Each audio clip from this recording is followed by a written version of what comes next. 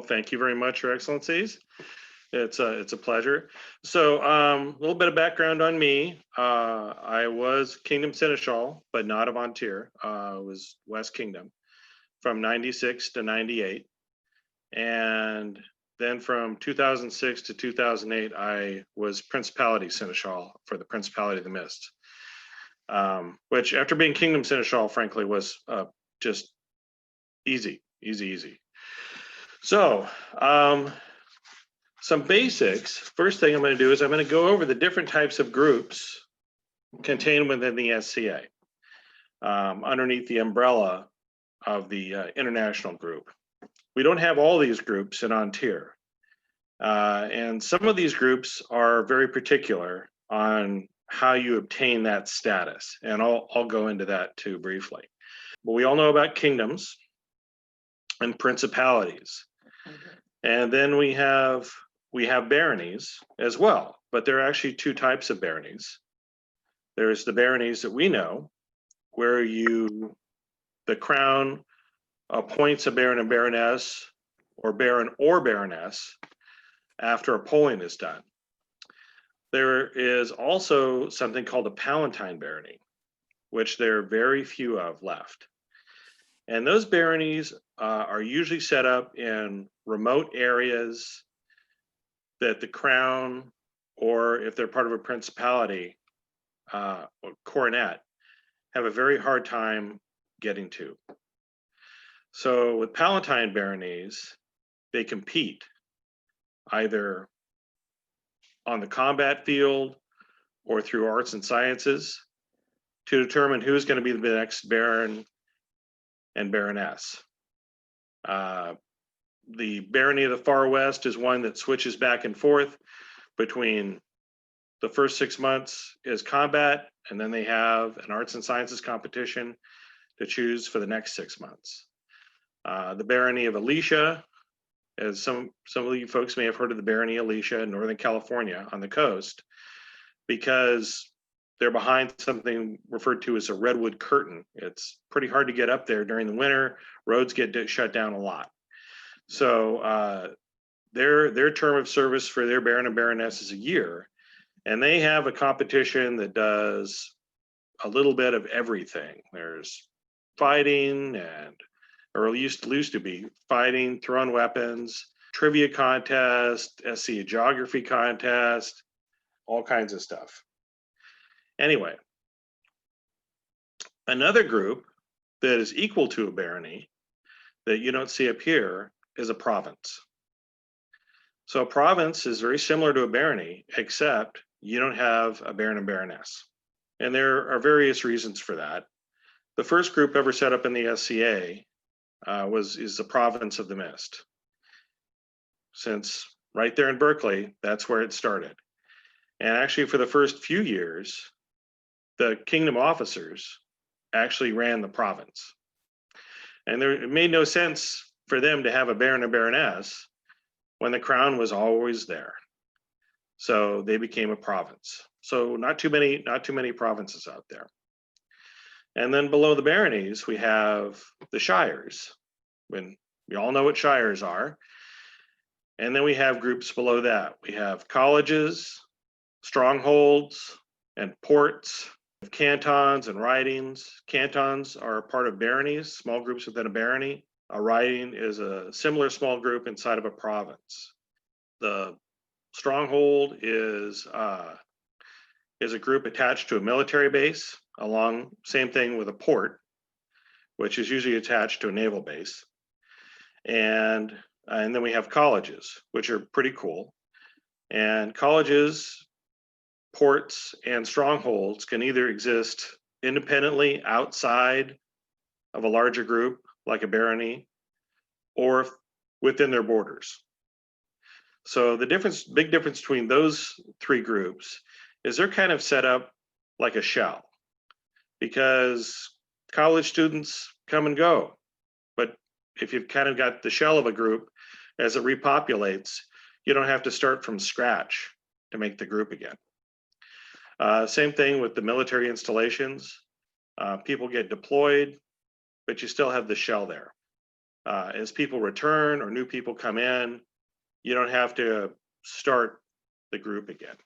Let me go through the basics of what's actually required of a Shire. Well, here are the minimum requirements. Minimum requirements are 5 sustaining members, 3 of which need to be officers. You need to have a Seneschal, you need to have an Exchequer, and the other officer can be a Marshal, a Herald, or an Arts and Science officer, depending on what the group has going on. If you have a fighter practice, you have to have a Marshal. The area a group usually takes up, so a Shire, it's all done by zip codes. And generally the SCA likes to see groups take up entire counties. Sometimes a Shire will occupy 1 county or 2 counties, or maybe up to 3 counties, depending on the rural size of it or how populous the area is. And areas that have larger metropolitan areas, you can have Shires that maybe only take up a city, a large city, but you got a city like San Jose, you've got quite a few people there, or Portland, you've got quite a few people there. So you could have a Shire that was just that area. I had a question in chat. Sure. You said 5 members. Can I buy memberships for my cats in order to meet that minimum? That is a very good question. No, you may not. They want 5 adults. You need to be a sustaining member. Yeah, sustaining member, which also means they want more than just a family upgrading to everybody having a sustaining membership. So that's a good question, because I can actually talk about this a little bit. So what are they going to look for when you approach the Kingdom Seneschal and say, hey, we'd like to start a Shire? One of the questions that's going to come up is, well, how many people are living down there? How many people are interested in doing this? Generally, as a rule of thumb, because the Kingdom Seneschal has to report this up to society, and they're going to want to see at least double or triple. So 10, 15, or maybe as many as 20 people that are interested in joining this group. And the reason they want so much more than the minimum is they want, if you're going to form a group, you're going to go through all the work of forming a group. They want that group to be sustainable. They want it to last. If you just have 5 people in your area, that group, unless you're expecting a huge influx of new people, that group probably isn't going to last. And that's going to be tough. Plus, everybody's going to be playing musical chairs with the officers. So yeah, everybody will have to be an officer all the time. And then, after a few years, people get kind of burned out on that. And that's not good. That's not good for the people doing it or the organization. So follow-up question for you then on those 5 members. If they're adults, do they have to be of separate residences, or can 5 adults living in the same home have sustaining memberships and therefore qualify? Oh, they can live in the same home. Officers. The one caveat to that is the Seneschal and the Exchequer cannot be married, or usually family members, Or live in the same house. Yeah, they don't even like them to live in the same house. Although if you had like a big communal house, they'd probably go, okay, well, that's okay. They've got a different living situation. And certainly, college dorms, things like that happens. But generally, they like to have a little bit of separation between the Seneschal and the Exchequer, since they check and balance each other. Right. No pun intended. But every rule has got a name attached to it. And I can guarantee you that one's got a name attached to it too. It just happened probably way back in the dawn of time. Thank you. Oh, you're welcome. First off, if you read through all the material on how to form a group, and you can find that in several different places, it's listed in your kingdom law a little bit, or at least the basic requirements. You can read through Kapora, which is, by the way, a good way to put yourself to sleep. You can also, it's also listed in the Kingdom Seneschal's Handbook, which you can find as a resource at SAA Inc. So there's several ways to find out information about what some of the requirements are. In regards to those requirements, what's in Kapora is pretty much written in stone. The kingdom can't change that, those rules and regulations. They're the baseline. Kingdom law, of course, can be changed by the will of the crown. So there's a little more leniency to that. And then we have things like the Kingdom Seneschal's Handbook. So that's a handbook. And what that is suggestions. So depending on what kingdom you're from, the rules might be a little different. There might be a little leeway one way or the other. Also, different kingdom seneschals may put a little more emphasis on one thing more than another. But they're the people you need to start with. So not a lot of people have started a group. I've been lucky enough to help with that a couple times, which is really cool because starting a group is really super exciting. Usually it starts off, you get a group of people living in an area that might be an hour or two outside of an already existing group.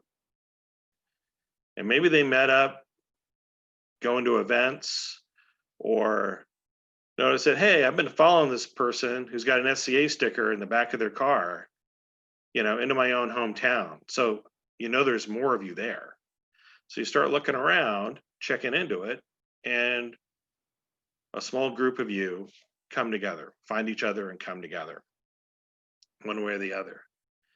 You start talking about how nice it would be if you had your own group, your own shire.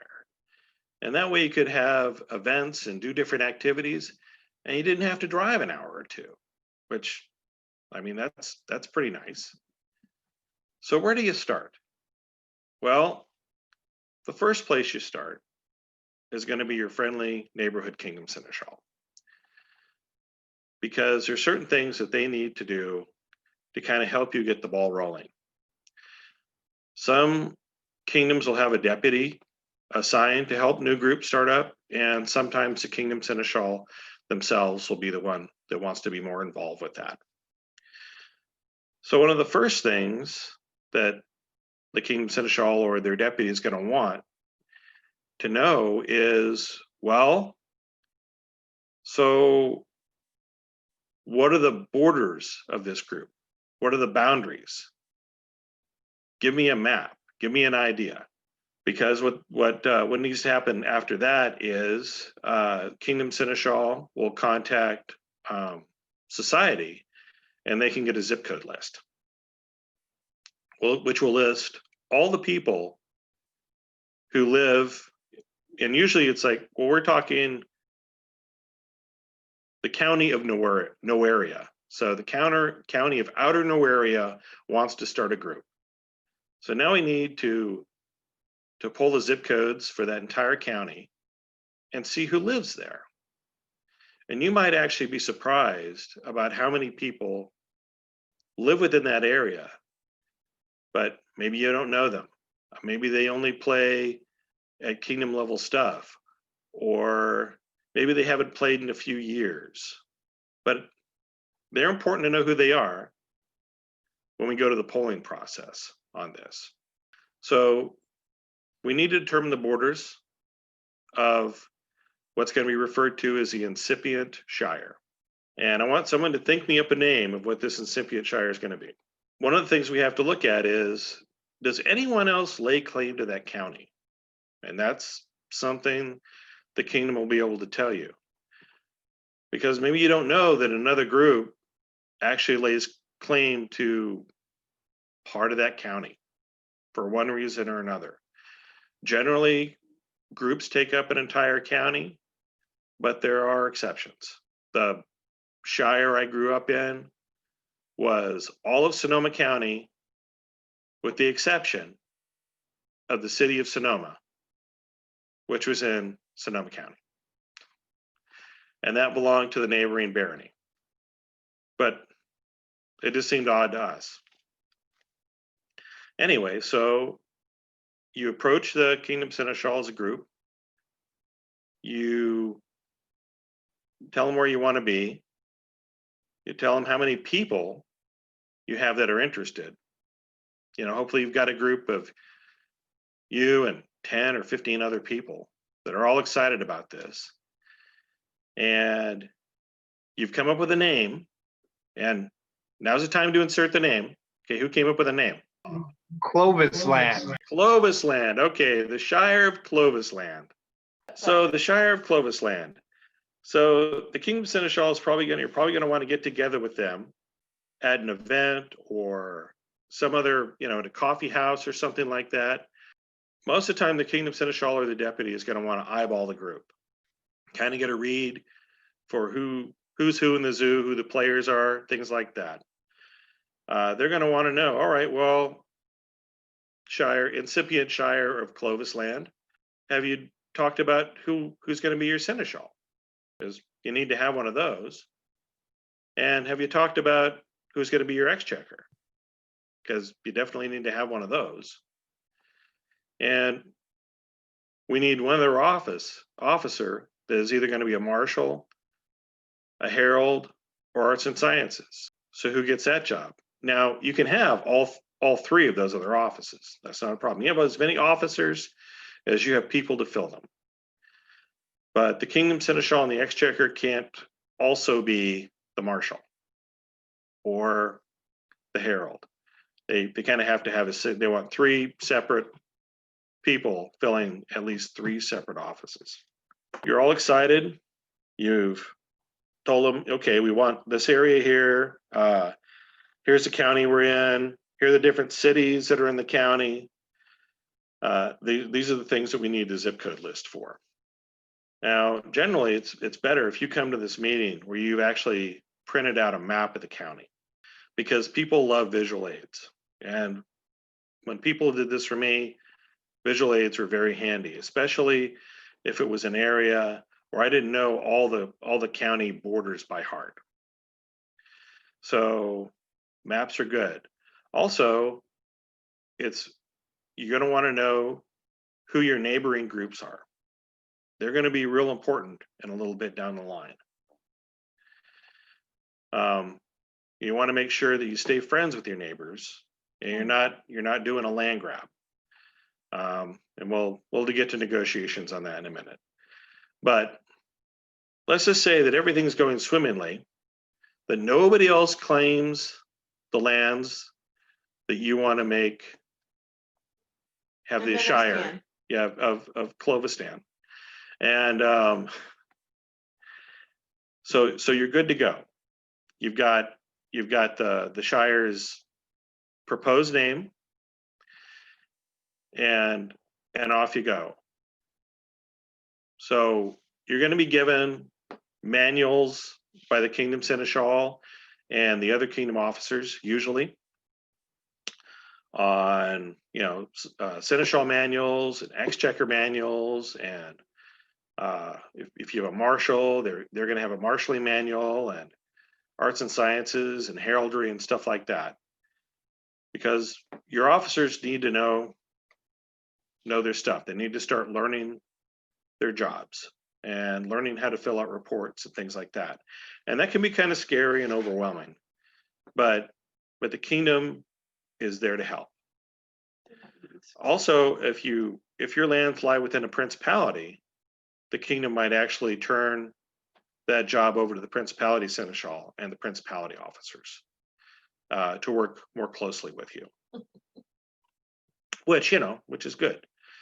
That's generally how I handled it. If the group that wanted to start off with was in a principality, is I would generally turn over, the beginnings to the principality seneschal and their officer corps to start working on.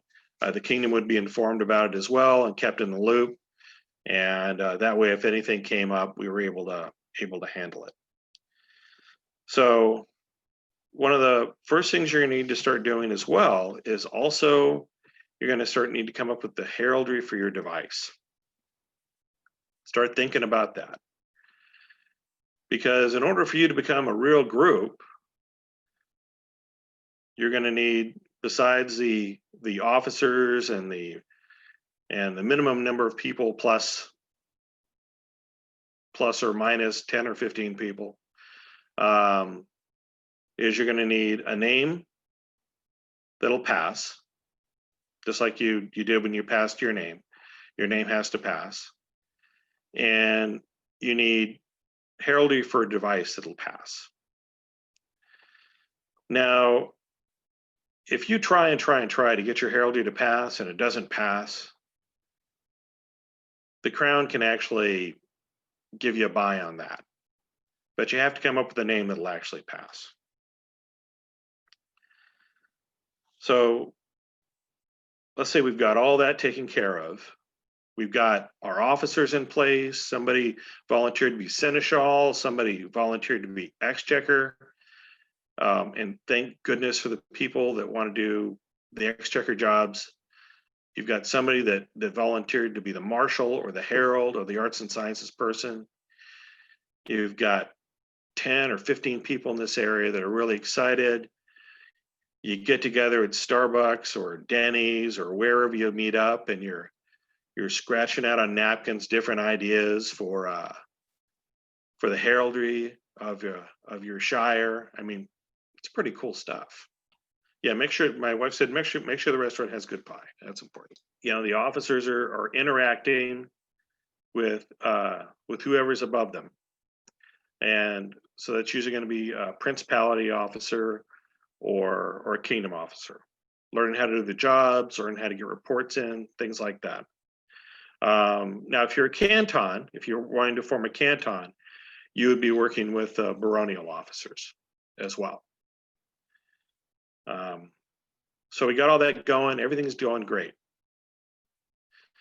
So usually incipient groups are given 2 to 3 years to get all their ducks in a row, get a name passed, get their heraldry passed, and have their officers up and fully functional, have the reports coming in.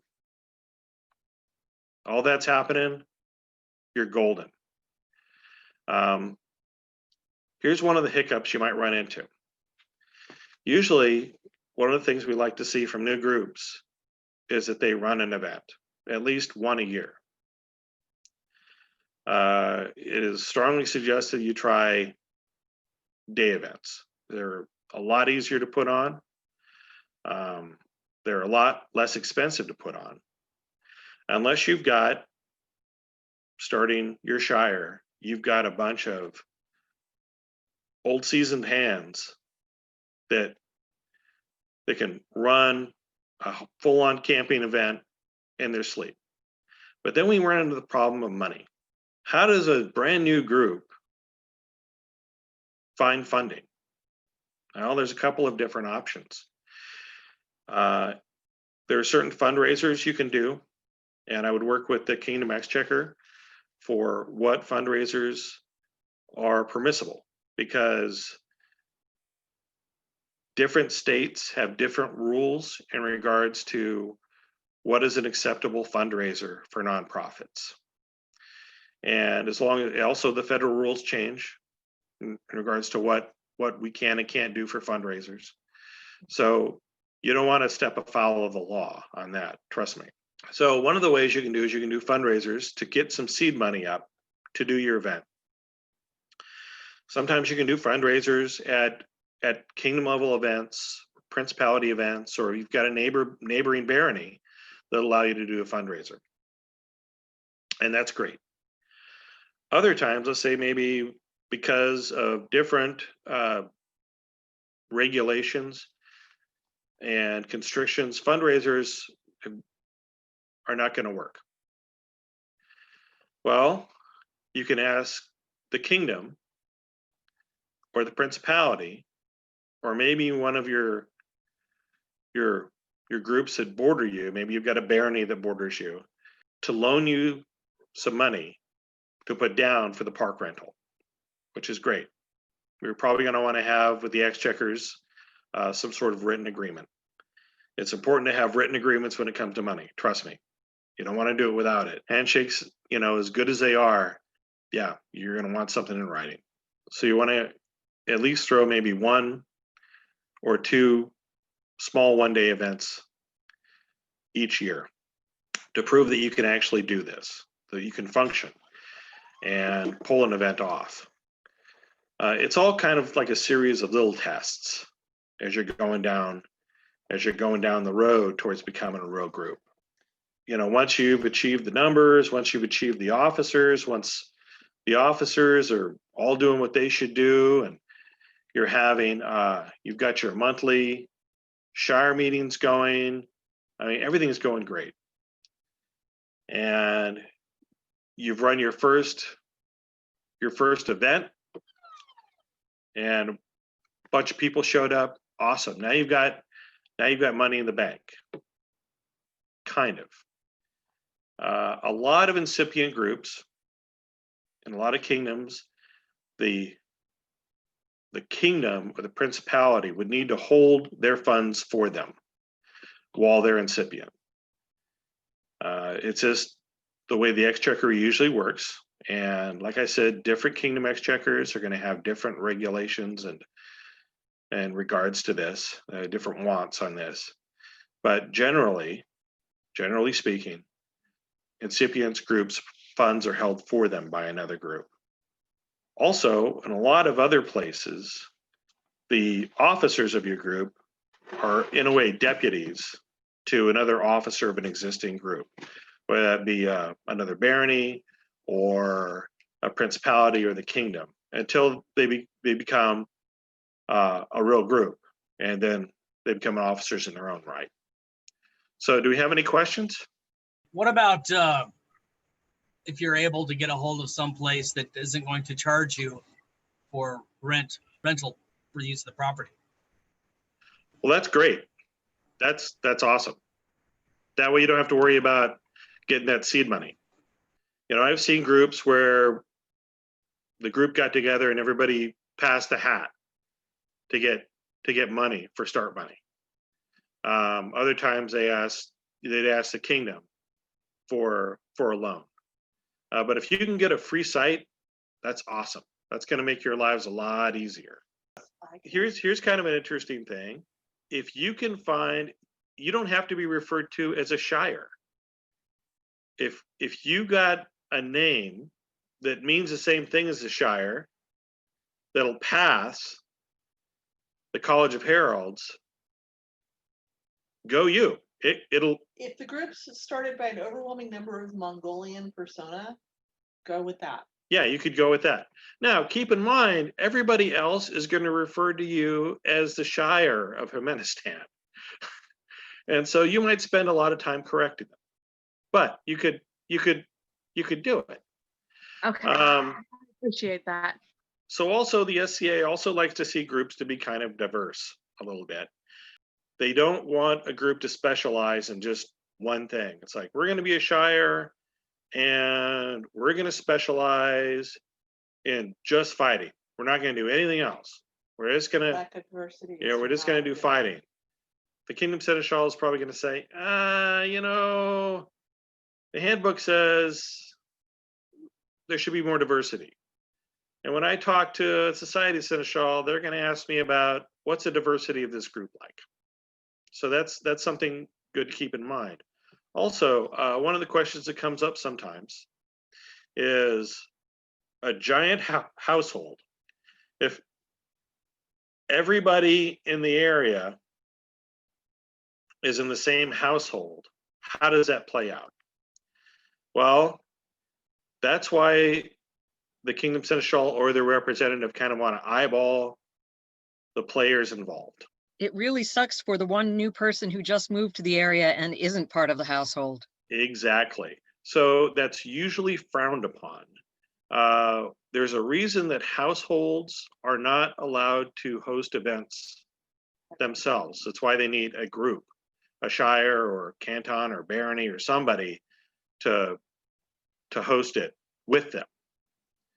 Another thing you need to keep in mind, and this is something when you, so they get all the zip code, you know, they get all the zip code stuff, and Melpitas runs a membership list for everybody in that county.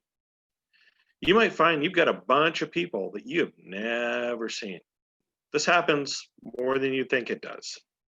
The important thing is you're going to want to touch base with these people. You're going to want to include them in the whole process, because the Kingdom Seneschal is going to want to do a polling in the area of all the members of that area to see how they feel about this. You don't need that there's this big group of people you didn't even know about out in left field, and you've been kind of chugging along, and now they feel left out, saying, hold on, wait a minute. Why weren't we bringing it? Why weren't we brought in on this? So it's all about being inclusive. And it's a polling, not a vote. It's just something to get an idea of how the group, you know, where it wants to go. So pollings are important. They're going to want to have a polling about what the name is going to be, which is why we now changed it to Jimenistan. You're going to want to do a polling about Yay Jimenistan. You're going to want to do a polling about what the device is going to look like for that group as well. So it's important as you're going through and doing this that you're very inclusive as much as you can be with the other people that live within the borders of this new group. Now, sometimes you might find that these people aren't really interested in being active locally, and that's fine. That happens too. But you at least want to do your due diligence to make sure that you try to include them. So there's that. Another question that comes up sometimes is, do we have to have any peers in the group? And the answer is no, you don't. In fact, a lot of beginning groups don't have any peers, and that's completely okay. That's irrelevant. Yeah, no problem there. That's kind of the basics on some of the Shire stuff. So let's say you've gone through, everything's gone great for the first 2 years, and the Kingdom Seneschal says, hey, you're doing great. I think you're ready to advance to a Shire. Awesome. You've got your name passed, you've got your heraldry passed, everything's going great. You've done a couple of events, they've gone great. You've got a little bit of money that's being held for you by the kingdom or the principality. That'll be transferred over to your account once you become a full-on group. Normally what happens is, because the Kingdom Seneschal has been talking to the crown about this. So the crown is also the one that has to say, oh yeah, hey, there's this group of people, they want to become an incipient group, and the crown says, yeah, that sounds fine. That sounds great. Just make sure all the I's are dotted, all the T's are crossed. And because they're not going to be the crown that's going to be there when the 2 years is up or 3 years is up. I mean, they could be there again. Yeah, they could be there again, but they're generally not going to be there. So it's going to be another couple that'll be making the final decision. And generally, the incipient group will write a nice fancy letter to the crown asking to be made a rogue group. It'll be presented in court, and This will be all we worked out beforehand. So, the court, the crown's actually going to say yes. You don't want to get up there and have them say no. That's awkward. The crown announces that they approve you as a new group. Huzzah, huzzah, huzzah, on tier, on tier, on tier. And it's wonderful. There you are. You're a new group, almost. So in order for it to become official, what needs to happen is the Kingdom Seneschal will report this to Society Seneschal. Society Seneschal will report this to the Board of Directors, and the Board of Directors will officially make you a real group at their next meeting. And then, after the board has officially blessed you, you become a Shire in your own right.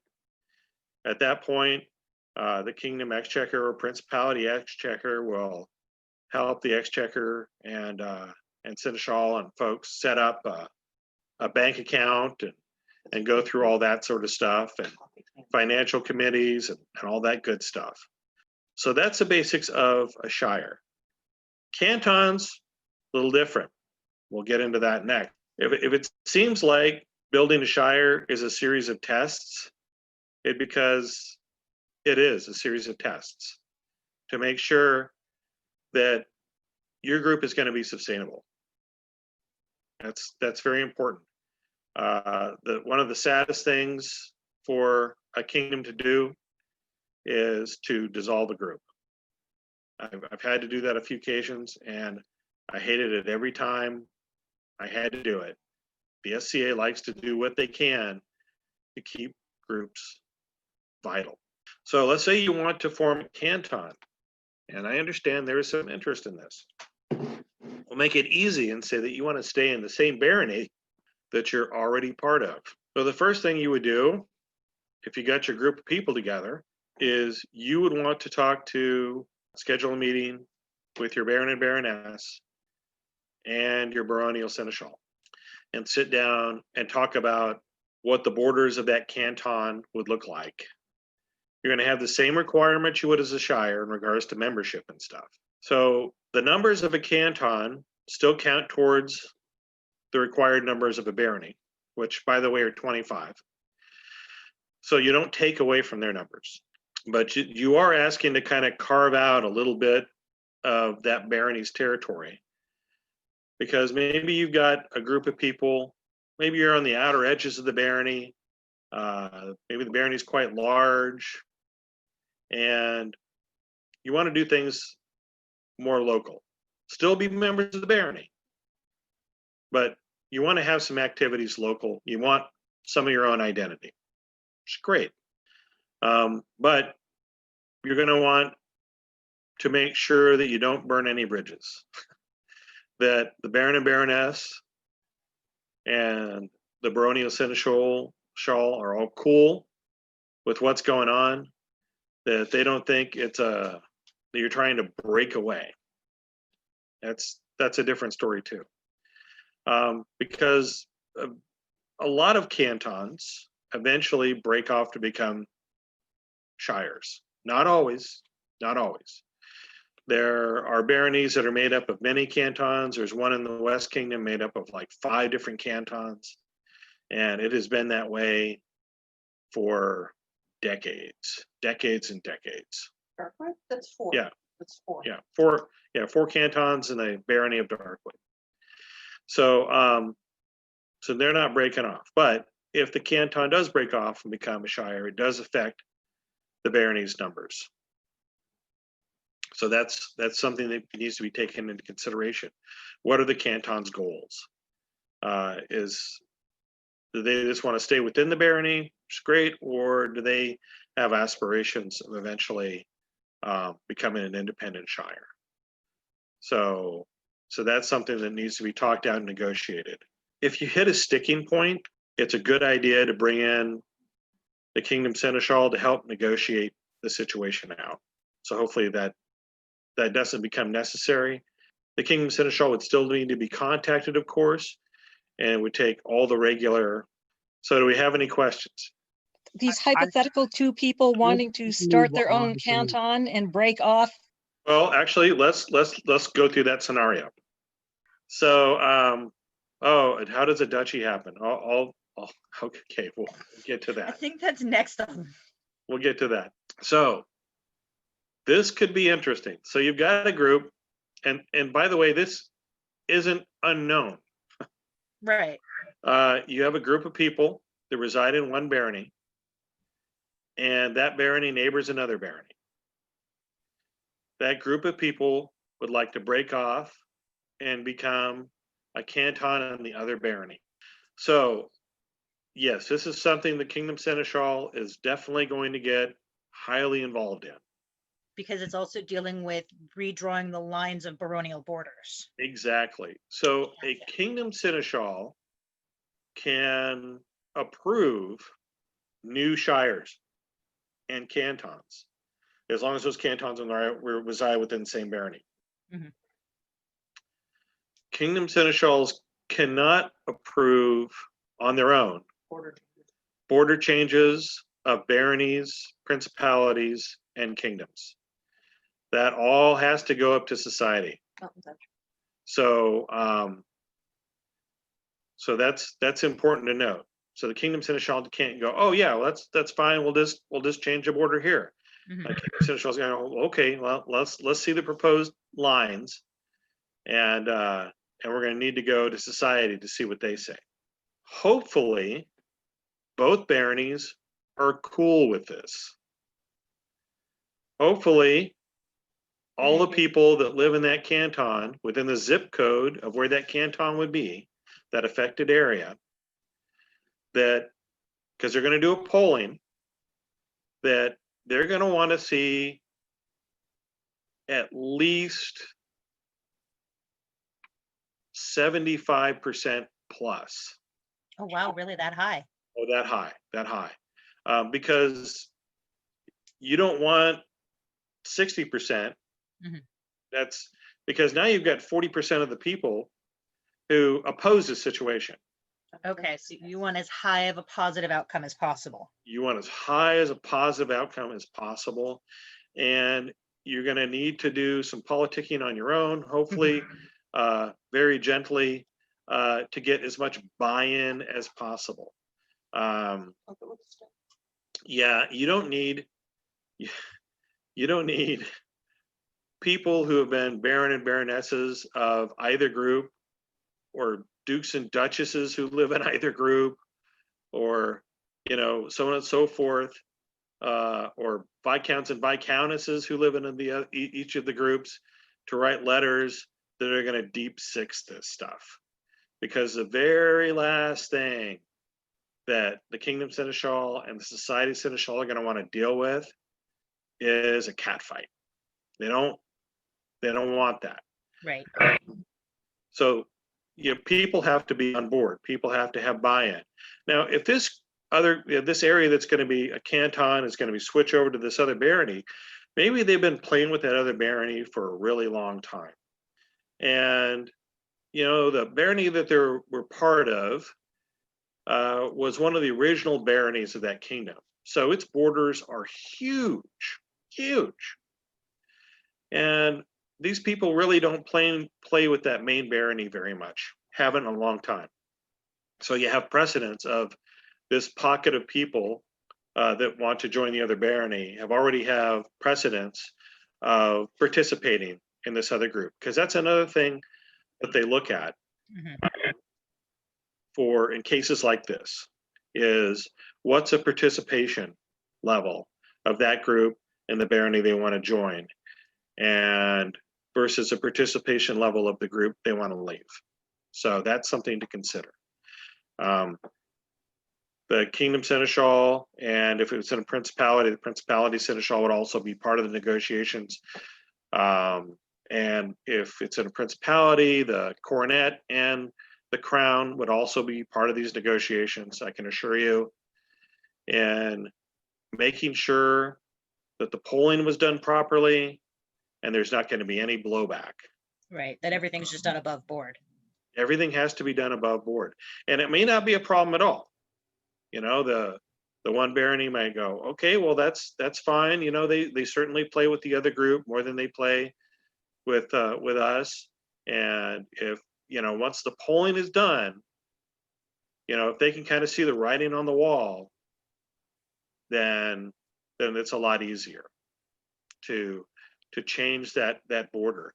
But that border change is going to have to be approved by the Society Seneschal and by the board of directors. That's also the case if a group if a principality wants to expand out. The areas that they're going to be expanding into via a polling they need to want to go. You can't take a group against their will. That just because it's convenient. Also, in regards to borders, the borders of any group have to be contiguous, which means when you you form a group up, you can't have a group with a donut. That doesn't work. I mean, the borders have to be contiguous. They have to make sense. There's no gerrymandering. Yeah, allowed. sometimes things like mountain ranges and things like that are taken into consideration, but the borders have to make sense. So, did I answer your question? Yes. Okay. It brings up another question. Okay. I've seen online various kingdoms making claim to the International Space Station from time to time, based on, who's had an astronaut up there most recently. How does that work in terms of borders being contiguous and the BOD being consulted whenever they change? Well, the best way for that to work is they would have to be a member of a stronghold, which is a military organization, an installation rather. And so if they're part of a stronghold, then they're part of a stronghold. Can I add one on there? One up is up in Aqua Terra. They had the USS Nimitz in port, and but the USS Nimitz was its own port and not actually part of Aqua Terra itself. So when Nimitz changed home port, the entire port moved with the ship. That's correct. The USS Enterprise was also a port of its own. I'm not sure if it still is, but at one time it was. So yeah, ports move, and that the board recognizes that. Yeah. In fact, there's an interesting story. So, and I wasn't there, of course, on the Enterprise, but Any version. yeah, at any either version of the Enterprises, any of the versions of the Enterprises. But way back in the 80s, there was a Soviet submarine that was keeping an eye on the USS Enterprise. So the captain called a fighter practice up on deck to kind of freak the Russians out. So That's a true story. okay, there you go. Looks So- like Driffa does have a question though. Okay. It says she may have missed it, but is there a general time when a Shire would stay as an incipient? For example, it generally takes 3 to 4 years. Are there consequences if it's been 6 years, for instance? Oh yeah. So generally they want to see you go from incipient to a full group in 2 to 3 years. Now they're going to need to know what those special circumstances are. If it's 6 years, what's the deal? Why are they not able to get their ducks in a row? There's going to be a lot of questions as to anything over 3 years, certainly getting into year 4 or 5, what the holdup is, what the problem is. Because like I said, it's in order to become a full group, it's passing a series of small tests. And one of those tests is getting all your ducks in a row in a certain period of time. Otherwise, we'd have groups that remained incipient forever, and the organization doesn't want that. Yeah, I mean, they want to see forward momentum. They also want to see the potential of a group to grow as well, because stuff happens.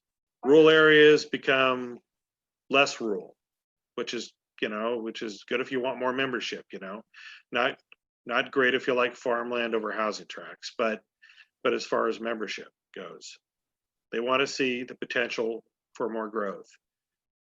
Colleges are wonderful ideas, and they can exist within the borders of a barony or even a shire. Colleges are awesome.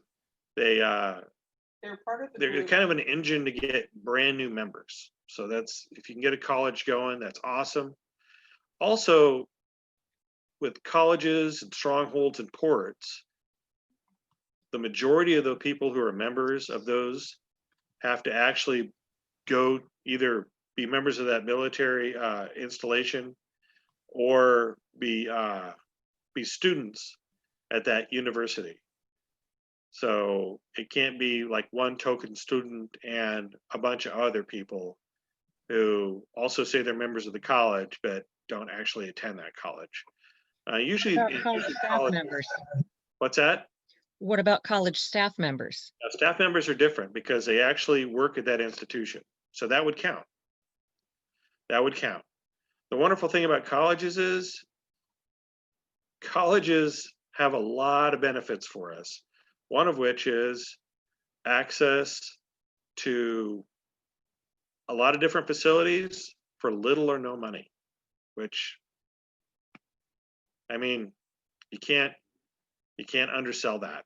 If you can get a hall for $25, it is a lot easier to break even on that event. Honey, that was 25 years ago. Anyway, so.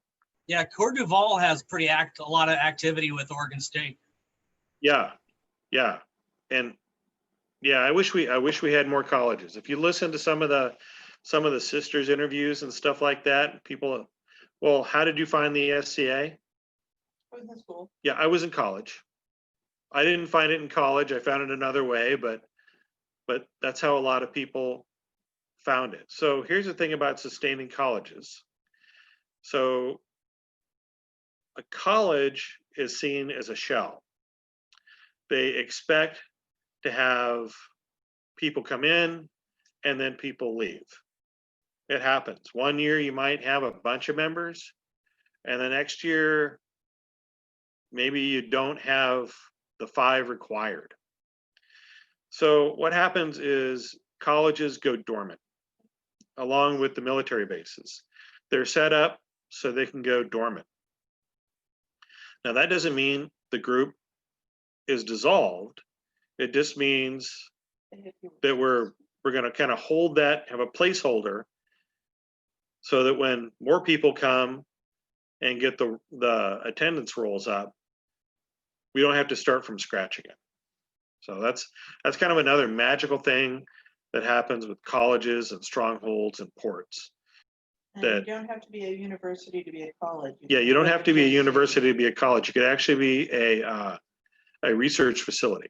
So any more questions on those groups? Yes, at the university I used to work for, the Students Association had fundings for clubs. Yes, that's another huge advantage.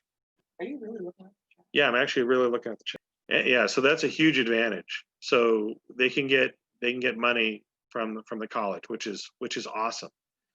Now, what happens to that money if they go dormant is that money can be held by, let's say if they're part of a barony or a shire, it can be held in a separate account in that group, or depending on the Kingdom Exchequer's wishes, it might be held by the Kingdom Exchequer until more people show up, or depending on the terms of how you got that money,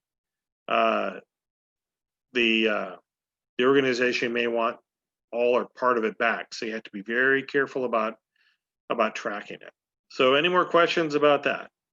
I feel like those specific requirements are unlikely to be immediately relevant to our circumstances the way shires and cantons are. That is true. But I can give you kind of a brief rundown on what's required. Or you can end the class. So principalities and actually baronies are required to have a full slate of greater officers. Principalities are also required to have a full slate of greater officers as well. In addition, principalities are required to have a certain number of peers. And kingdoms also required to have full slate of greater officers. They're also required to have enough members of each order, a certain number of members of peers so that a council can be formed to advise the crown. The society also highly recommends that for kingdoms, they see some sort of guilds operating as well. Moneyers or textile guilds or what have you. Principalities and kingdoms, a much, much higher bar to meet. I know occasionally people talk about forming a new principality around here, but that's there's a lot of hurdles that you have to jump to get there. Yeah, the greater Ah. Portland area has enough folks. It's something that has been The tossed about. tribaronial region. Except it's not. I mean, it has enough people, and this is my opinion. Let me take the hat off. This is my Yeah. personal opinion. This is not the Baron of Stromgard speaking. This is my personal opinion. The area is not geographically large enough to support a principality on its own, although it has more than enough people. You're going to want, you would want something to kind of run from the border of the summits all the way up to the Canadian line, probably around I-5, to be sustainable. You have to have a sufficiently large group of fighters to make the competition viable. And you're going to have a sufficiently large number of people who'd be willing to take on the principality offices. And that has to rotate. Yeah, and it has to rotate more frequently. And they don't like to see musical chairs with officers when it comes to principalities and kingdoms. They don't like to see it with baronies either, but they really, really, really don't like to see it with principalities and kingdoms. So something you mentioned earlier. Yeah. About there being a barony in Northern California that was a Palatine barony, I think you said? Yes, Alicia. So yeah, Palatine baronies are tough. I was actually the Kingdom Seneschal when that got fully converted to a Palatine barony. And the reason I did that was that the Baron and Baroness made an offhand comment to me about the competition they held for the next Baron and Baroness. And I said, what are you talking about? What competition? They went, oh, well, it's the way we've always done it here. We've always done it this way. Okay, well, that's not the way it's supposed to be done. And when the polling would happen, they would just poll along with whoever won the competition. Yeah, so I said, you know what? Why don't we work on making this legit? Because now that you said something to me, I'm actually required to report this up the line. So why don't we work on making this legit? And it took some doing. The board had some very pointed questions in regards to how isolated this group was, because they look at the map and they go, oh, well, come on, they're only 6 hours from the Bay Area. 6 hours seems like a long way for a lot of us.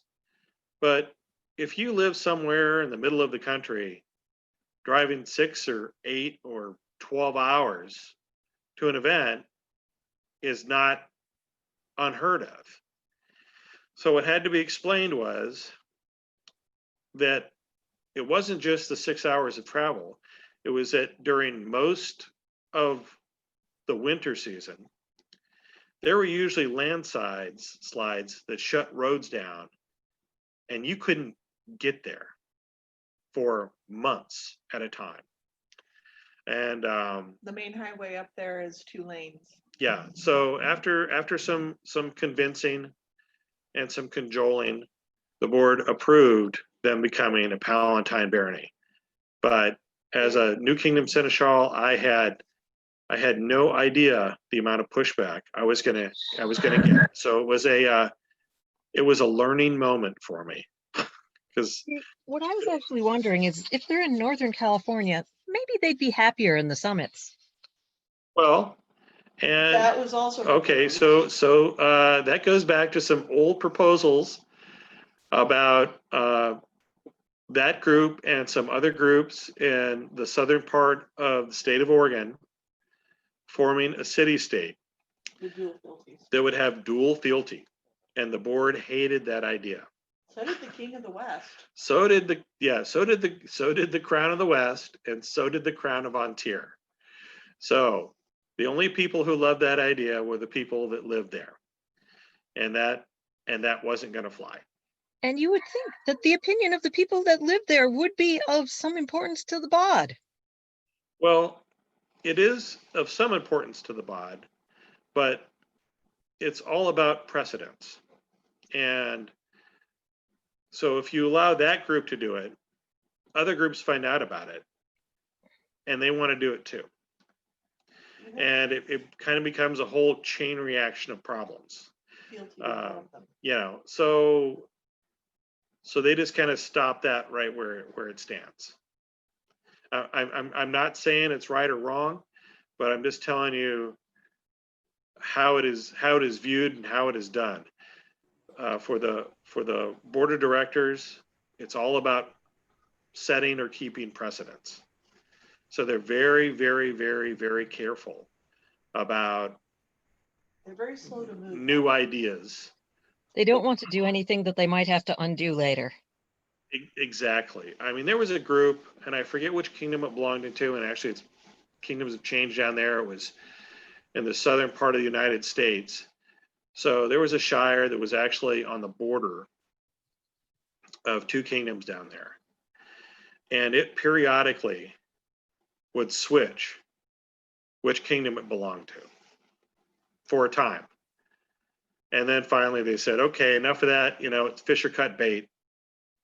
Decide where you want to be, and that's where you're going to be. Ah, for the good old days when you could fight wars over who had to take a certain piece of land. Well, you know, and they still do, but it's all theater.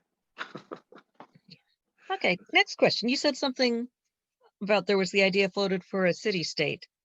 So setting that specific example and the dual fealty aside, is there any space in the SCA for having local branches that are modeled on something politically more like a city-state than like a barony? So as close as you get to that, because they don't, so the BOD doesn't like city-states. It's not a recognized group within the SCA. City-states are very culture specific. So as close as you get to that. And baronies aren't? Well, okay, so as close as you get to that really is a province. So a province operates under the same restrictions and guidelines as a barony, except they do not have a baron and or baroness. They also can't give out awards because they don't have any crown representatives.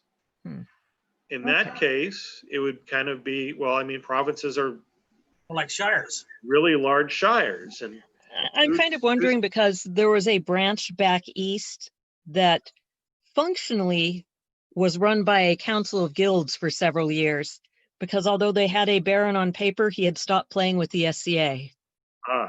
Well, I can tell you that was probably unofficially. The East Kingdom runs by Curia to begin with. Yeah, some kingdoms run by Curia, or where the crown's word is a good idea.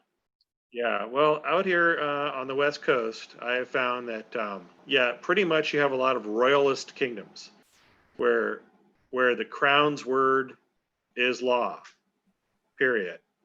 They do not answer to collections of guilds or peers. That isn't to say that those groups can't put some friendly pressure on the crown, but at the end of the day, the crown's word is law. Any more questions? So the biggest changes between canton, and shire, and barony is number of members and officers. Yes, basically. And like I said, mostly you don't want to see groups hit minimum numbers. You want to keep them double or triple or more. But it really kind of boils down to numbers and officers. Cantons have become shires eventually. Shires may eventually become baronies. And then collections of baronies and shires may eventually become principalities within a kingdom. Kingdoms split off, and you get places like Avical, things like that. So, but yeah, it's primarily about numbers. They're kind of hard and fast on that. If a group dropped down to like 3, society would be asking the Kingdom Seneschal, hey, what's the deal? Did a whole bunch of people move out? Maybe a factory shut down, things like that. They might be given a variance to stay alive for a while, but not indefinitely. Speaking of variances, you have groups like the Principality of Awertha, and although Alaska is a huge state, there's not a lot of people that live there. So they're actually one of the very few places as a principality that have a variance in regards to their membership roles. Why not just downgrade them to a Palatine barony then? So they are remote geographically. They are remote geographically. So Awertha already has several baronies within. Oh, okay. So what would probably happen is they would become a crown principality, which usually is something that happens on the way up. When a group wants to become its own principality, instead of, they're not incipient, they become a crown principality. And once they meet all the requirements, and they become a full principality. So they would probably be downgraded to a crown principality for a time. And if nothing worked out, they would revert to Kingsland.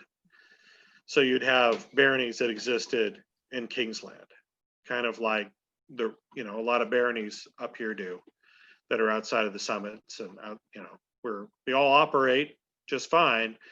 We're just not part of a principality. Oh, so okay. So somebody asks, you're talking about the numbers going down, but what about numbers above the required? Numbers above the required are fine. The more, the better. The more cushion, the better. There's a greater chance that you're going to have a deeper pool to draw from in regards to officers and people to help out at events and things like that. So you could have a shire with 200 members, but maybe they don't want to be a barony. Maybe they're happy being a shire.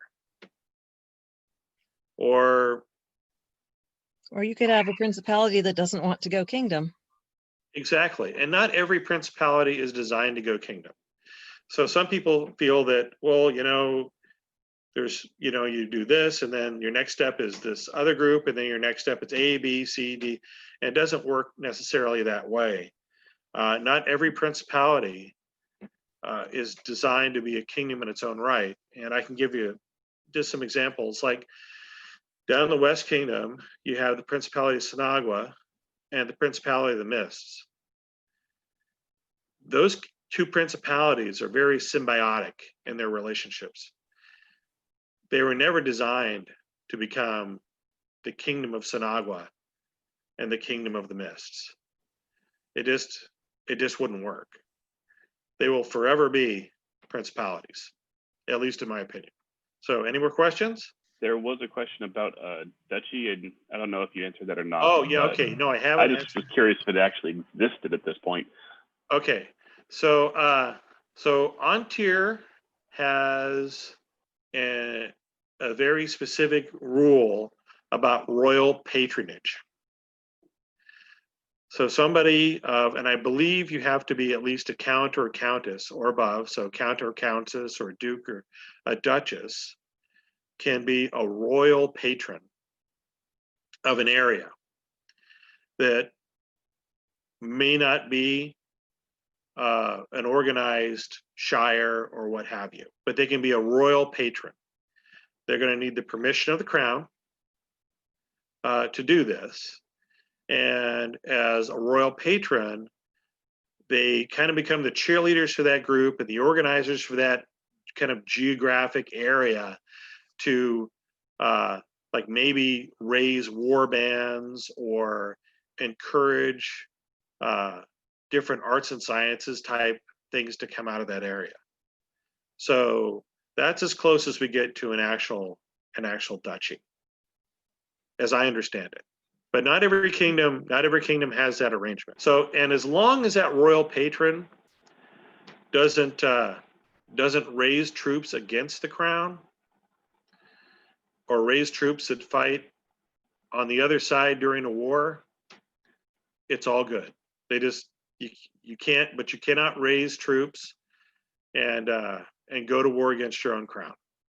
That's an absolute no-go. That's why you also can't call yourself the king of some place because you've decided that's what you're going to be. That's a no-go too. I had to investigate one of those. It was not pretty.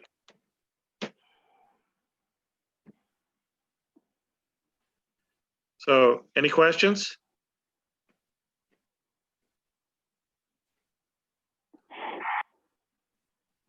So everybody got all the information they need, all the ammo if they want to become their own shire, get a group of friends together, break off and become their own canton.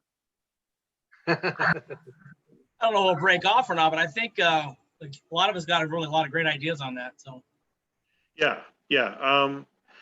Like I said, it's a lot trickier if you want to go from being in one barony to another barony. There's going to need to be negotiation and buy-in, but it's not undoable. It's not undoable.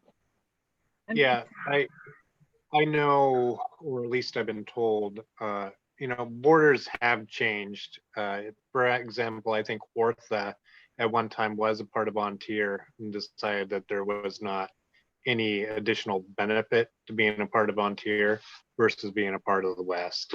And I believe there is a shire in Terra that was actually a part of Abacol. And then when Abacol split, they had a polling to decide which would they want to be a part of the new kingdom or be a part of Terra. So borders do change from time to time. And it is for the people in that group to decide and then present their polling to the people that it matters to. Yeah, the Kingdom Seneschal and the crown, and on up the line. It really, don't underestimate the power of buy-in. It is really important to get buy-in on these sorts of things because some people have a very strong attachment to a local group, and it would be like if your town decided to split into two different towns, and you grew up in that town, and all of a sudden you find yourself in a brand new town, even though you never moved, but you may always consider yourself part of the original town. I mean, some people are better at accepting that, and other people are not so good at it. So buy-in's important. So any more questions for me? If you're in Crown Land, to instead of starting your own local group, petition to be included in a neighboring local group? Oh, that's a good question. Yes, you may.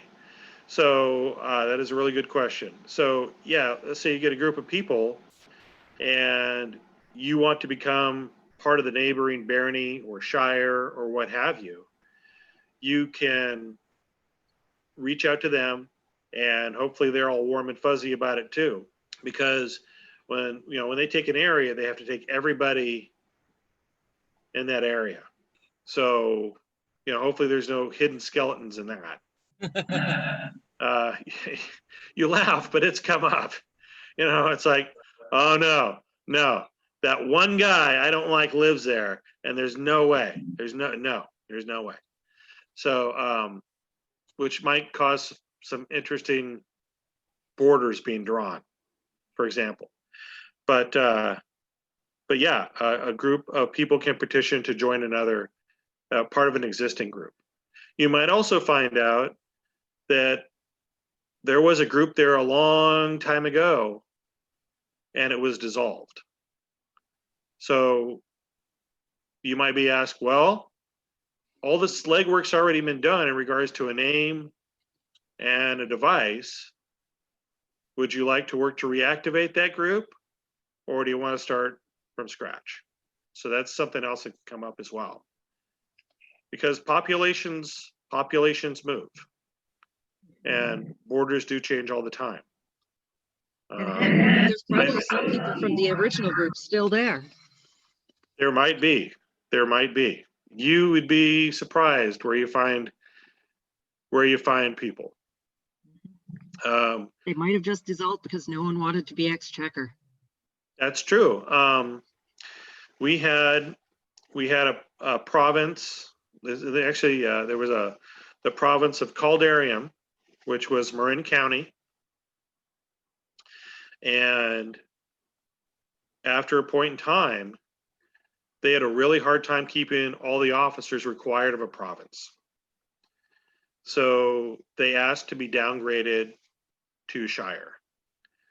So I went through all the steps and we were able to downgrade them from a province to a Shire, which made it a lot easier for them to field, 3 officers instead of a whole corps of officers. The barony that my old stomping grounds used to border, the barony of Vinhold, is now the Shire of Vinhold.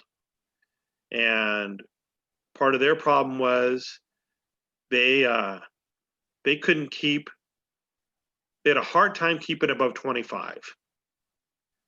And there'd been talk of combining the Shire of Volscairn and the barony of Vinhold into one larger group, because the Shire of Volscairn had about 75 people. But the negotiations never seemed to work out. The folks in Volscairn wanted the group to have a new name. They didn't want to become part of the barony of Vinhold. They wanted the barony to have a new name. And the folks in Vinhold were like, no dice. So that marriage never made it to the altar. A lot of really good people, got a lot of friends in Vinhold, and I was kind of sad to see them go from a barony to a Shire, but that happens. The SCA really does try very, very, very hard to keep groups going, because you don't want to see groups fail. So hopefully I haven't bored you folks too much. There's a lot of information out there. And I did chat with Atia, who's going to be the next Kingdom Seneschal of Antir.